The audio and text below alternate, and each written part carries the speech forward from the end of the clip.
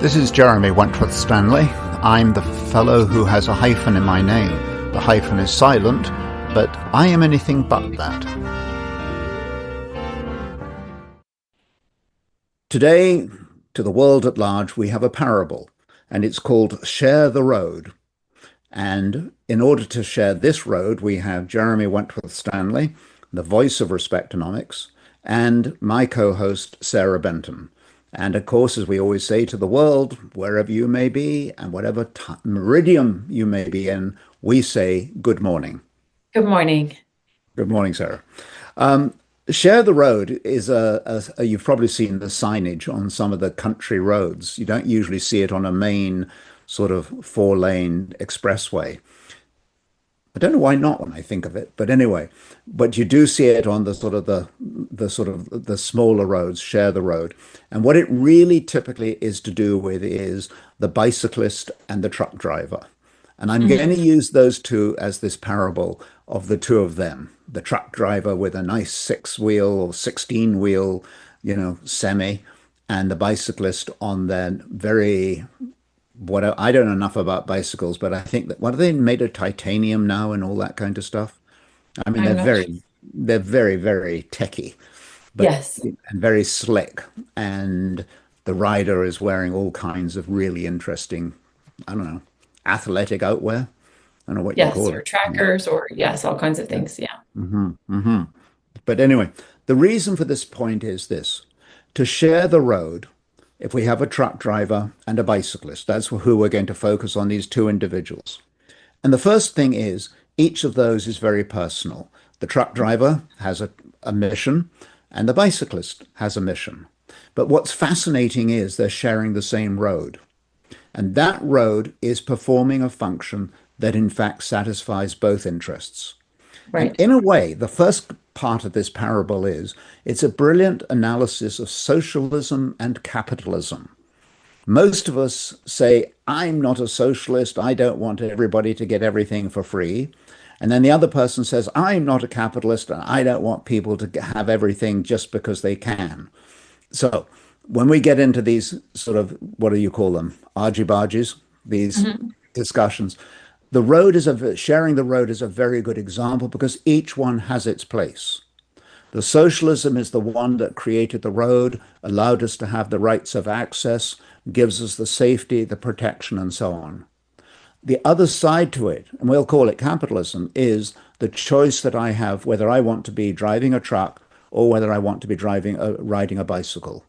So the two have a nice sort of not they're not synonymous, but they come Right. together very nicely, equitably. And I think when you share the road, you can look at the whole political environment and the economic environment and recognize that each part has its own function. Right. You And can we see the shouldn't bigger be, picture. yeah, and you don't have to be critical of one or the other. They are just different functions that are available. The next thing is the heart of respectonomics is your dignity. And it's absolutely true that the truck driver needs to be dignified. And I don't mean just because that truck driver is doing a magnificent job. I also mean that the bicyclist does not have the right to swerve into the middle of the road. The bicyclist needs to dignify, to respect the truck driver. I don't think that's too complicated. In actual fact, how often do you hear a truck driver saying, those bicyclists, they're always all over the road? So you hear that. And then, of course, let's take it from the cyclist perspective, who says, whoa, whoa, whoa, the truck driver goes way too fast, comes into my lane, and he's very or she's very dangerous.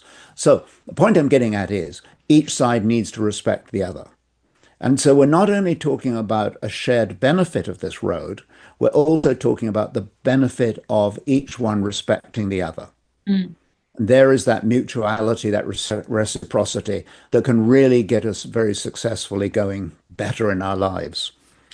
Then there's the issue that I want to talk about, which is the expanded views. Because Mhm. if in fact the truck driver is driving where they would be and should be, they will have a great view of the road. They will see what's ahead of them. And by the way, they have a rear view mirror and they will see behind them as well. Now, that's very important because I don't know if you know this or not. Get ready to roll your eyes, Sarah. The Okay, wind, the windshield is bigger than the rear view mirror. Did you know that? I did. Yeah, well, I thought you did. I happen to know you're a very good driver. But what I really want to emphasize here is from the trucker's point of view, that front view is very important, but so is the rear view mirror. Because if that truck then starts tailing or whatever they call it, and waving around the whatever the trailer that he's pulling, the trouble is that can do an enormous amount of damage, Hmm. particularly if the bicyclist's in the wake of that truck. So what I'm Right. getting there is the expanded view is the truck driver needs to be able to look ahead, but also needs to be able to look in the back to make sure there's no damage resulting there either. The bicyclist, one of the keys to bicycling is we talk about the clear road and the safety and so on. But one of the things that a bicyclist gets off on is looking at the scenery, just Mm, being able to embrace the hills and the vales and the forests and streams and so on. It's a wonderful way of getting out to see more of nature. So, in other words, it's very interesting that in that example, the truck driver is doing something that's economically valuable, and the bicyclist is looking around at a view that's giving great pleasure. Either the pleasure of the view of the bicyclist or the necessity of the truck driver having full vision. They both commingle with each other. So, in other words, the view that we have results from the fact that our best view is when I bicycle safely and drive my truck safely with the mind of the other person. Then we mm. both get what I call an expanded view. I think that we're going to sign off on this. But I think when we're on the road, we're not going to hitch a ride. We're just going to be able to say, I'm doing what I enjoy doing and what I'm called to do, but I do so with the full sense of that respect and the dignity, the assurance of the other person who's using the same facility. And that, in fact, I call it a parable, but if you Mhm. share the road, I think we can actually translate that to share the load. I like that.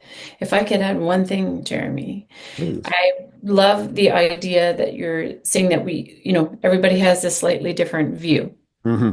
right? And different Right, purposes or intentions for the right. travel. Hmm. The other thing that I think would be really unique as well to understand that yes, we can see out front and we can see behind because often the bicyclists will have their mirrors to see behind them as Hmm. well. But Right. also recognizing that we all also have a blind spot. So there's a blind spot where all of us were not able to quite see. So I think if we all had compassion and empathy to recognize and realize that we all have a blind spot, then I think that can also assist in terms of, like you say, how we share the road, share the load. I think this is your time to sign off, please. We rest our case. Thank you, Sarah. Thank you, Jeremy.